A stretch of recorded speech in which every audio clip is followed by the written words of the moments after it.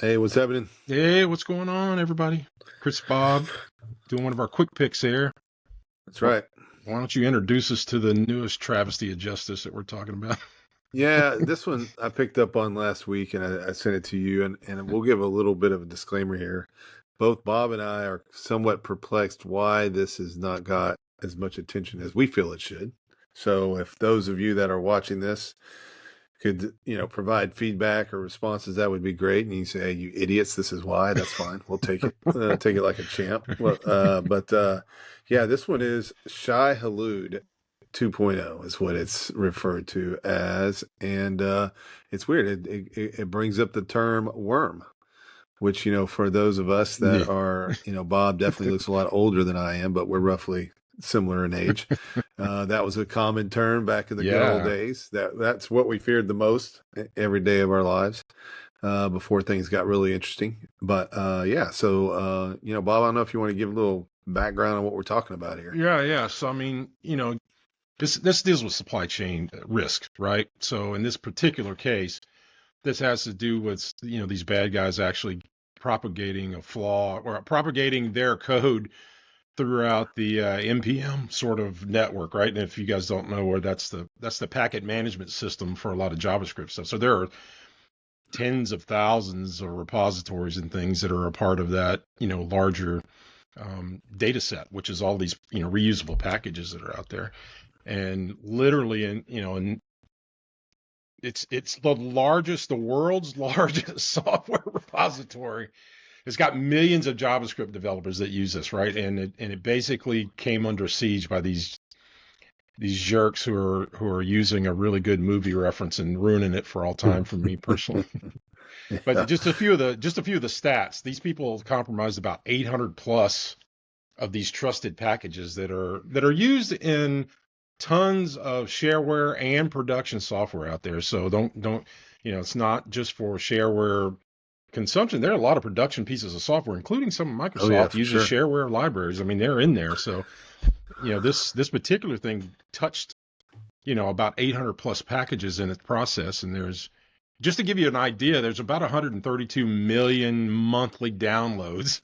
It's all Of these sort of some change. yeah, chump change. About 20 over 27,000 GitHub repositories containing more or less. They've started ripping off secrets from all those things, right? The hashes and everything else that we use to kind of do things. So peak propagation, they had about 1,000 new malicious repos every 30 minutes. They were pounding through, right? And this centered around GitHub repositories. By the way, to be clear, we're talking about GitHub repositories. So just to give you an idea of the people who are affected by this, Zapier, Postman, these are not names that we do not recognize by any stretch of the imagination.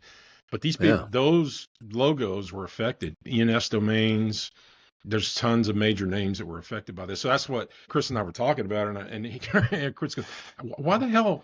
We still aren't hearing anything about it. This happened, a week or so ago, and nobody said anything. So maybe we're just deranged and just don't get it, which by all means, clarify for us why we should not be really interested in digging deeper into this particular Yeah, because exposure, in the right? research, we didn't find anything that said, hey, the risk ended up being low or whatever. I mean, it's just there's nothing. Like it's just Mm-mm. like it's Yeah. you would think. I mean, we've seen similar things in the past, some shared libraries and stuff in the past that everybody's been freaking out over because so Hmm. many pieces of software use it, and how do you tell? And a lot of times the software that people use, the software doesn't disclose that they use these libraries or whatever, so you got to kind of figure it out on your own and that Yeah. type of thing. But Yeah. Log4j. Remember yeah, Log4j? The I know. entire world Yeah. lit on fire on Log4j. Yep. And This then is and what was the printer one too, right? right. Yeah. So Yeah. so there's not much for us to really like. So there's a couple of things here. It's like, yeah, we're perplexed. The other side of things is it comes back to the supply chain stuff, right? And this is truly a supply chain. I mean, there's been attacks in the past that have been documented as supply chain that weren't supply chain. Yeah. They were just simply a compromise of a piece of software. This is supply chain. This is exactly what you're talking about here, where somebody got involved in the pieces that of something larger that people use, and the downstream effects, could be monumental as a result. I think one of the big differences on this one, right, is most traditional attacks happen after you install something, right? I mean, that's what Yep. traditional attacks are. Well, okay, I installed something I shouldn't have it. It's an executable and it have.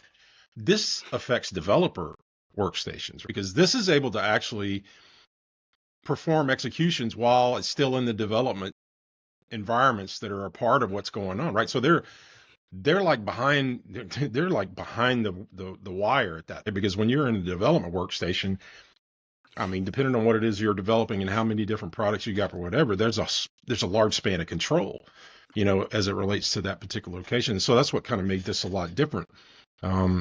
It was able to work inside of the development environment. I mean, if you're in the development environment, you can compile whatever you want. You can add whatever you want into that compilation stream, and you can Yep. pack mule whatever the hell you want in on the backs of these things. So that was the thing that was different about this one, for sure.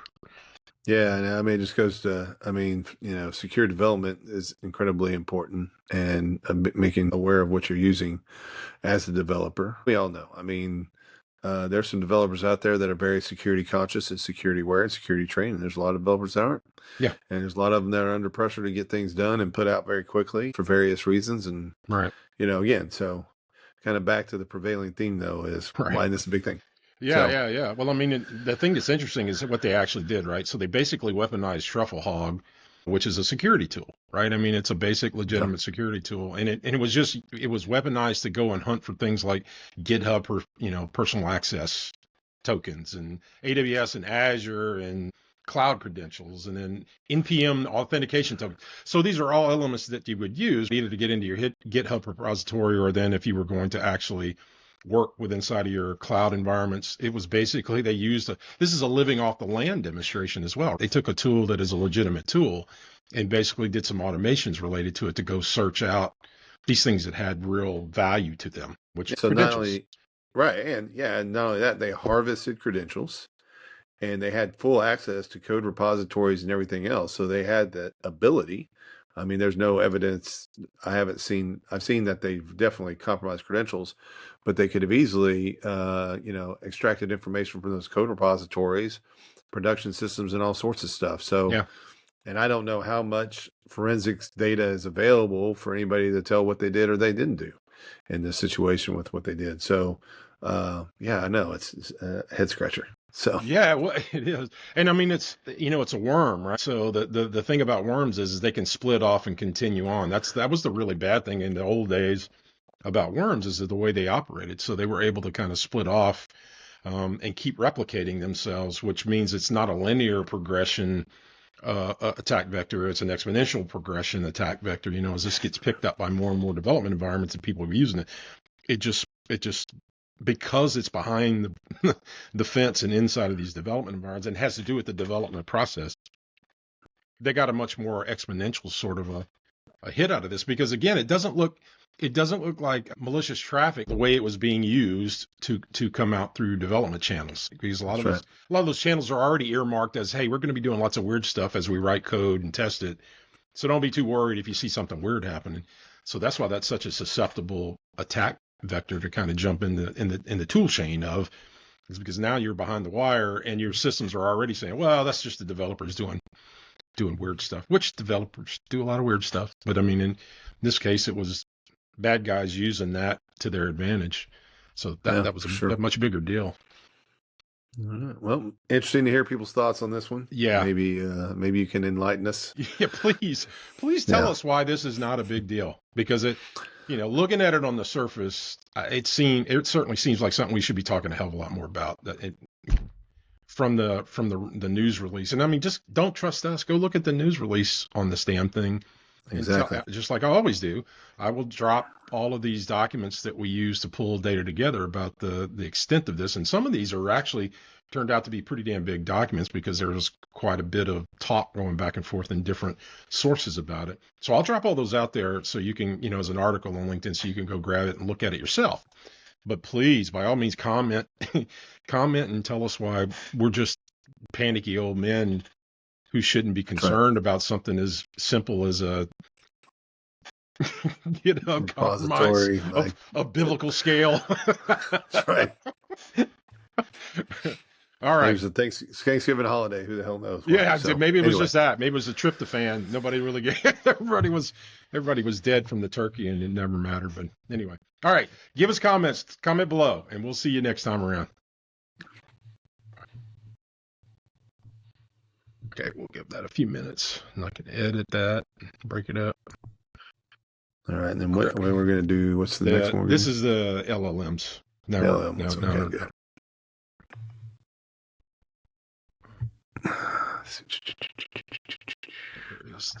Man, there was some really good stuff in this run of show notes.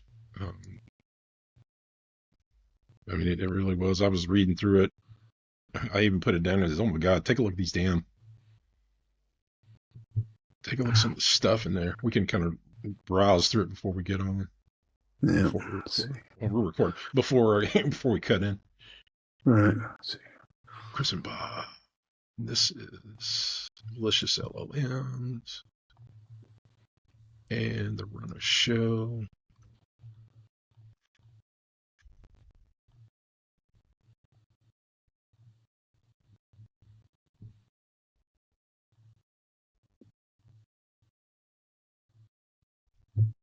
Another. And the mean bastards have called it worm GPT. Yeah. Yeah, worm again. Worm again. We got more worms. We got lots of worms.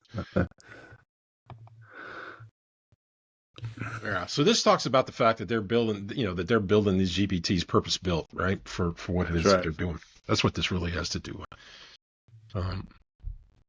Yeah, ransomware generation. Yep. And they make some money off of it. They charge for it.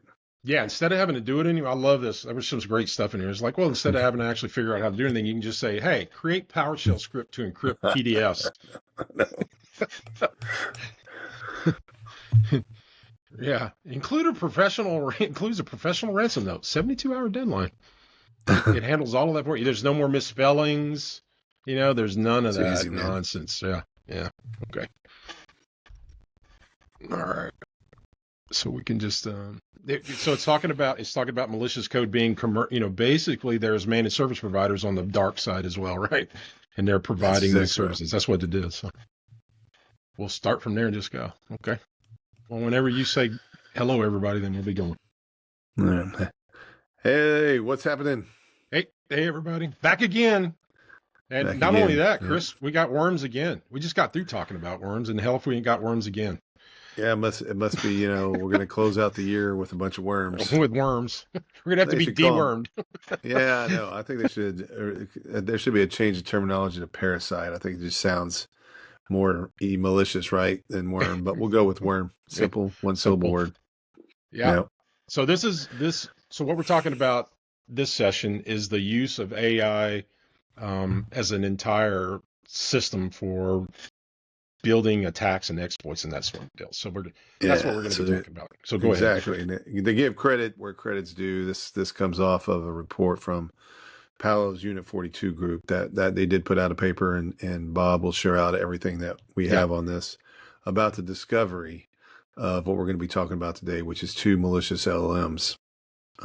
It's kind of scary. It's not even kind of, it's actually really scary stuff. Yeah. Well, we've been talking about the fact that they were going to do this, for a year now. Just a matter of time, right? It was always just a matter of time. And the point being is it's gone far enough that they have product names for this.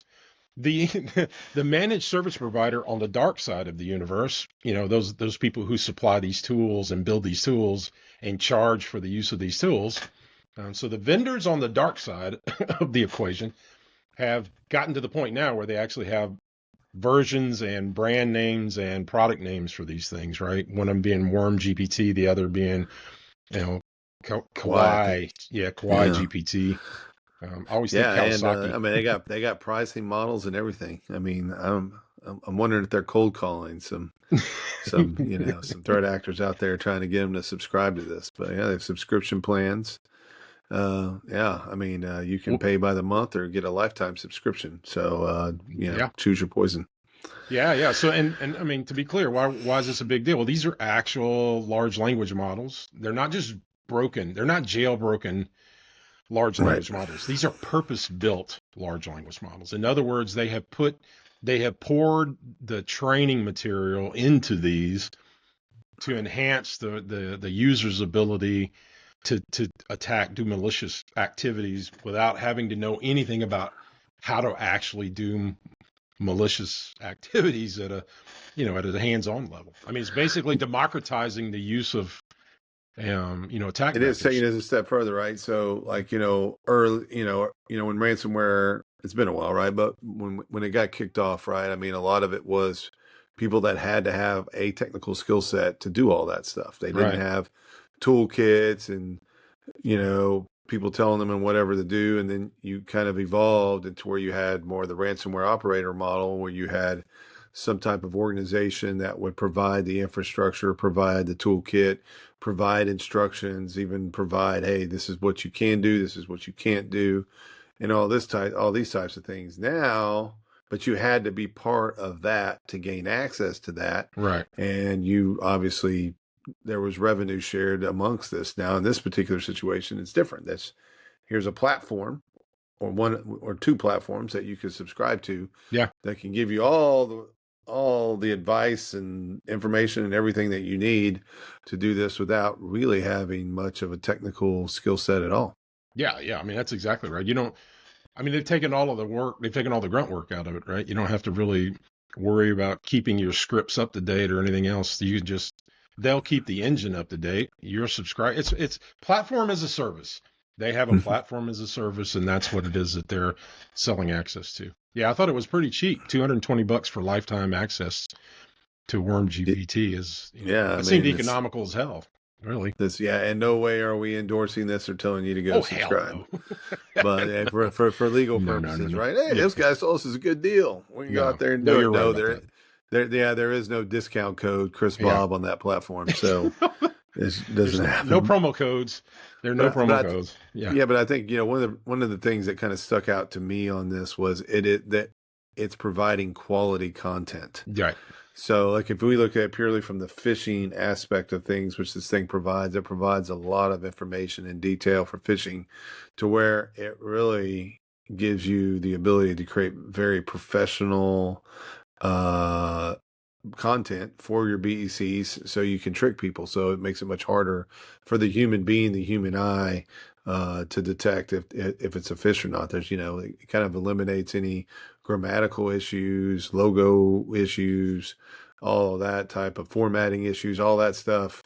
This thing kind of figures out a way to give you that content with none of those risks to you as an attacker. So you have something that will have a much more higher success of working than you did before when you had to put it together yourself. Yeah, no grammatical errors. That the language looks normal. These engines or these platforms are able to go and find out. Okay, well, this is the person we're going to work at targeting, and these are the people that person knows, because it'll go through social media, it'll go through LinkedIn, it'll go through all of those sources, pull all that data together in some form or fashion, build a tree that it can say, okay, well, if you're going to fish this person, you need to make it look legitimate. You need to use these, here's a tree of people that they know, use that as reinforcement material to have that, a lot of times when you get an email, it's got an email chain behind it of people talking back and forth until it gets to you to say, well, we need you to make a decision on this. Yeah. And if it's able to fabricate all of that backstory, that's reasonable looking, especially when you're just scanning it because you just want to get on to the next thing you need to do, then it's able to make that happen in a lot more legitimate way. So, that makes it easier. And not only that, they have natural language ability to instruct this thing to go do what it needs to do. So instead of having to go create a PowerShell script, let's say to encrypt a PDF, they can say, hey, create a PowerShell script to encrypt PDF. They don't have to know how to do it. They don't know how any of that shit works. It's just they say that and they get what they need, and they keep on going. But so yeah, we've heard about these phishing attacks where they're looking a lot more realistic because they have this dialogue chain sort of in the middle of it, right? That makes it look a hell of a lot more legitimate. So and I hear about it. It's like somebody's like, hey, this is really strange to me. I got this email and it's this DocuSign thing and it's talking about something, and it just so happens that I am involved in whatever this is, a loan closing or whatever the situation is, and this thing's kind of talking about that. And I'm sure, I mean, it's not hard these days to pick up on. I mean, a lot of this, a lot of our lives, even for those of us that work hard not to have it out there, a lot of it is out there. I mean, just think Right. about, yeah, think about how Bob and I and other people that we see a lot on the road, how many of those people are just telling people I'm on a plane to here, I'm a plane to here, I'm playing there, whatever, or my wife's with me or whatever. Not to pick on people, but that information's out there. That's right. So if you couple that with what this thing's doing, I mean, you can come up with some pretty easy scenarios to get people really to go, well, this is, hey, I'm expecting this email, Yeah. blah, blah, blah, blah, blah, click, click, and then it's too late. Yeah. By the way, I don't need any gift cards. Chris and I don't need any gift cards. So if you get No. that email, it's not us. We're not really. That's when I remember it was I think it was earlier this year. An employee got one of those texts as if it was me, and I Right. said, "Nah, I've hit the big time. Somebody's finally imitating me to get those gift cards." But Hmm. it's interesting too. This seems to be, how would I put it? It's almost like cheating. And if I was in, and that's kind of the thing. I think 5 or 6 years ago, in kind of in my opinion, when people were hacking, they felt like, hey, look, I'm actually doing some work. It's a challenge. I'm trained in security. I'm doing this type of stuff. Right. And it was a challenge to them that they were successful at doing. Some of them were, some of them were, or whatever. But this is like changing the whole scope of things to where it's like, hey, it's not even making it a challenge anymore. And to Right. me, it's kind of diluting, the credibility to call it that. I know I used to get in trouble if I use some positive terms about, cyber criminals, but that's really what, to me, it is. It's kind of diluting it, right? It's kind of Yeah. like, Well, anything it's lowering else. the Yeah. common denominator of what it takes to actually be successful. So you can be, just two dudes and a dog and pull it off instead of, somebody who's actually spent some time technically earning your chops to do it. It, Yeah, because I remember it was funny because I mean, when I first got getting involved in instant response, there was the ransomware encryption and there was the full disk encryption, where the guys would just right. go in there and they would use something simple to just encrypt your files or encrypt your disk or really do that. It wasn't ransomware. Hmm. And if you I remember if you mentioned to the ransomware guys, if you put them in the same category as the full disk encryption guys, they would get pissed off about it. They They'd get be like upset. that. They would get upset. Say, no, no, no, that's not. Those guys are like amateurs. They're like just doing the simplest stuff. Don't get us with that. Well, don't put us in the same category as those guys. And so they would feel, basically like you offended them. Yeah. And They got to be really pissed now.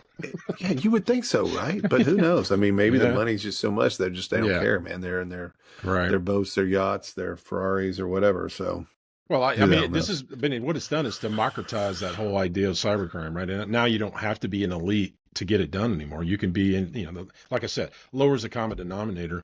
The other thing it does is it just speeds up the ability for them to do these kinds of things too, right? I mean, having your own LLMs, I mean, again, we know on the productive side of the universe, we use them to speed up and be faster and more efficient. Well, they get the same benefit of that right on the dark side of the moon. So, it's just making them a lot faster. Yeah, I mean, somebody's probably saying like, "What's the lesson here?" Well, the lesson here is number one is that, I mean, there's going to be, the attacks are going to continue. You're probably going to even see a higher volume of attacks just because now you're going to have people that probably couldn't get past first base on figuring out how to do this stuff. Now that kind of the path is laid out for them, so as long as they know to even halfway do prompts, they're going to be able yeah, to get through. And there's just the quality of what's going to be out there as far as all these things to either trick you into getting credentials or whatever the case may be, so that if you're talking to whether it's your clients, your end users, or whomever you're working with, right. I mean, you got to spell it out like this. I mean, you don't have to get too technical, but you can tell them, hey, look, you got, because everybody today knows what Chat GPT is. Yeah, Everybody knows what GPT is. They know, but basically, so you're not talking a foreign language to them, but you can say, now, well, think about how easy it is for you to write an email with the help of Microsoft Copilot. Well, now these attackers have the exact same thing to help them write an email to trick you into doing that. yeah, So that's you gotta make them more paranoid than they already are. right. That's just the nature of That's the just beast. the nature of the beast. That's Yeah. fact of the matter. So Yeah. that's what Yeah. I would And I say. mean, just to give you an idea, there's over 1,000 plus users using right now that we know of. That's reported to be over 1,000 plus users between these two GPTs, these two LLMs, I should say.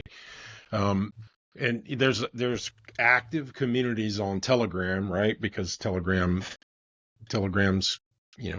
basically community. It's a community system, and there are active communities there sharing what they're learning as they kind of go about this, right? And sharing attack techniques. So again, used to, like you were pointing out, when the professionals, they didn't share anything, dude. You had to figure it out on your own. It's not so much anymore when you brought down to the common denominator. People they're crowdsourcing information now, right? Because it's just more broadly accepted. I mean, that that's just what's going on. It's a Yeah, big, no, that's for sure. Yeah.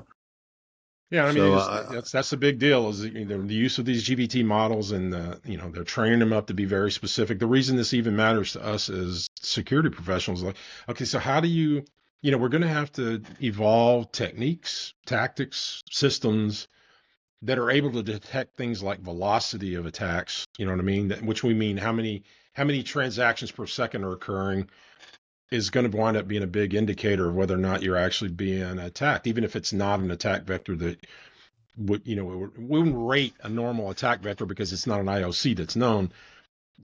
That's not going to be the kind of telemetry we're going to have to be able to judge on. We're going to have to be able to say, well, we've had 17,000 activities at this micro level in the last 4 minutes, which is a 7,000% increase over the last 5 months. Well, that might be something that's the kind of way we're going to start thinking, right? It's going to be like velocity statistics to help us out.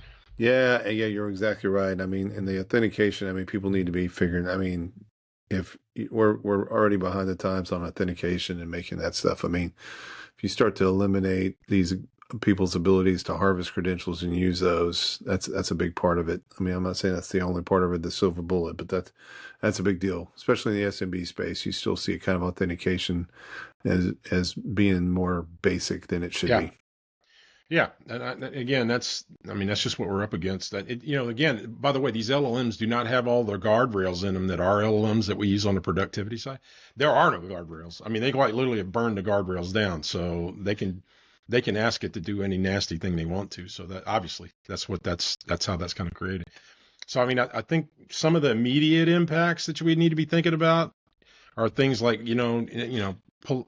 perfect grammar doesn't equal a legitimate email anymore. So that rule's got to get into your head that just because everything's spelled correctly, the training that we need to give our users has got to include the fact that there's not going to be some dead giveaways anymore, like Yeah, and it's grammar not or going to spelling. be a situation where it's just like a brand new email, right? You're going to be maybe it's going to feel like you're inserted into an existing thread that's been Yeah, going on for days or weeks. right. So, just don't assume when somebody says, "Hey, copying Bob to have his approval on this."